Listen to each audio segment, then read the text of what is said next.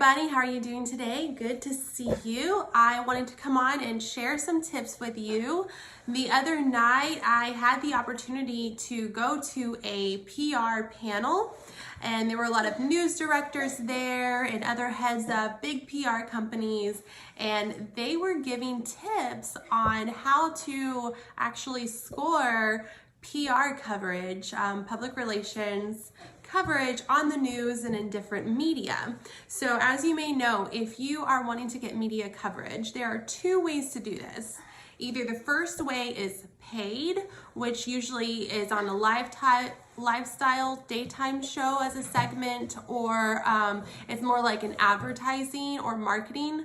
But there are also ways that you can get on TV and radio and newspaper and mass communications for free.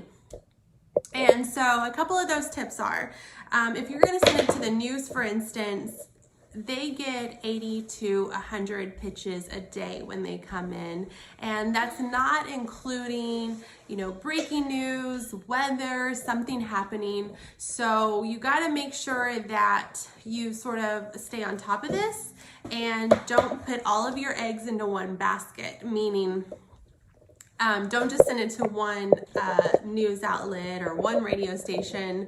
Find a way to send it to all.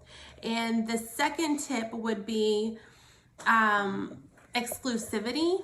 So each station at the same time, they like to know that they have the exclusive, is the key word, a unique story. So if you have an event or something that you want to be covered, find a way to put an angle or a spin on it for each station, for each pitch, so that they still have the exclusivity. And also, when you're considering putting a pitch together, ask yourself, is this newsworthy? Is this something that people want to know or need to know? And a really good way that you can find success is to tie this together with either a current event or with a promotional holiday. If you can tie that into things that they're already kind of talking about and putting your spin in there as well, you're more likely to get that coverage. And even if you are, they haven't agreed, yes, they're going to come to your event or they're going to cover you, there's also that chance that they could get some breaking news, and that's just how the business works. Also, you want to make sure that you customize your pitch to the station or the news outlet or whoever you're pitching to. They can really tell when someone does not watch their channel, has no idea, has never barely heard of their program. So when you're making that pitch, give a compliment, take your time to watch a little bit of the station, DVR, do some research so that you're able to maybe compliment something that they've done so that they can tell that, hey, this is a fan, it's not just them randomly pitching me. And that same goes if you're even gonna, pitch yourself for a podcast, they can smell that a mile away. So do a little bit of research and, watch them, read them, whatever it is, and make sure that goes into your pitch as well. And also make sure that your pitch is short and sweet. They said sometimes when people give this really long pitch, they're really skimming it, maybe the first paragraph. They get a lot of these and they're very busy in the day. So make it short and sweet and to the point. Don't add any attachments. You can add a link. So if you have more information online or a flyer video with more information, send it as a link, not as an attachment.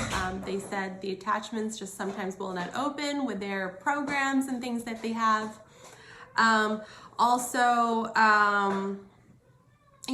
If you follow a reporter on Twitter, which is actually a really good idea, because if you can sort of be chummy with them and create a relationship with a certain reporter, you're more likely to have them, kind of fight for you, because in the morning, you know, the news, they have this like round table, and they all go in and they're pitching story ideas, and they say it can get a little heated because everyone's wanting their story put on the air. So if you have someone sort of backing for you, then that's a really good idea. So be on Twitter, follow them, be a resource for them. If they're looking for a spin or something, you know, leave comments, try to help them out, not just always pitching you, but to also be like a resource, and they're very appreciative of that.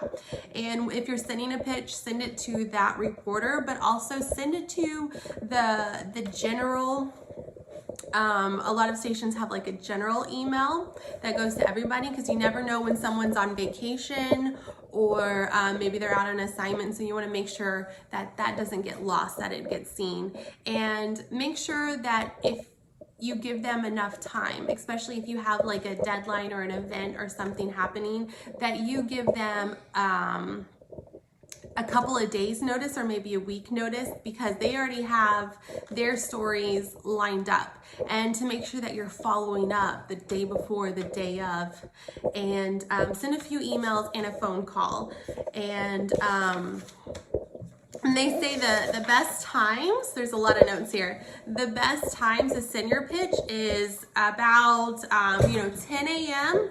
and then again at 2 to 3 p.m. because the morning reporters, they're coming in, they're real busy between like 6 and 8, 9 for the morning news, and then they're getting ready for the afternoon news, or in the evening news. So they have some time around 10.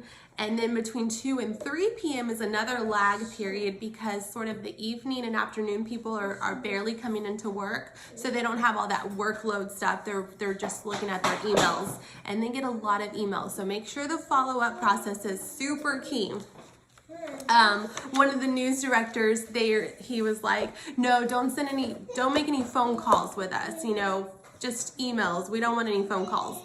But the PR people stress, yes, you need a phone call. Like, they don't want it, but that's sometimes the only way that you can get that attention. And so some news outlets, maybe they'll cover your story, but they don't have the manpower to go out to your event and cover it. So a good idea they suggested is to send pictures, send video, like some B-roll, and send it to them. And sometimes they'll cover it with the video that you send. So make sure you shoot it horizontally, they say. And if you do like a Facebook Live, then to tag them and send it to them, and give them a lot of information. The who, what, when, where, why, and how is very important. And send that to them, and that could also get some coverage as well. And just make sure that you're staying on top of your brand, that you're being nice to everybody. Maybe send them a Christmas card if you're trying to get media coverage, and different things will help you stand out. And just utilize social media. All reporters and everybody in the media, they're looking at Twitter, they're looking at Facebook, Instagram, they're looking for news, they're needing the content. So make sure that you're staying up to date on your social media, and reach out to them. And they're always looking for a story, so you never know when you will be that resource, and it will really help shine some light on you and give you that free PR coverage that is really great for a lot of people, brands, especially if it's good coverage, positivity, which they also went into like negative coverage and reputation management, which I can make a separate video on that. So if you have any questions, I know that was a lot of information, let me know. I do have a lot of experience being in the media myself, in TV, radio, and print, but to have that news and PR spin, the panel discussion was really enlightening. So if you have any questions, if you're looking for something like that, reach out to me. I hope you're having a great evening, and we'll talk to you soon. Thanks.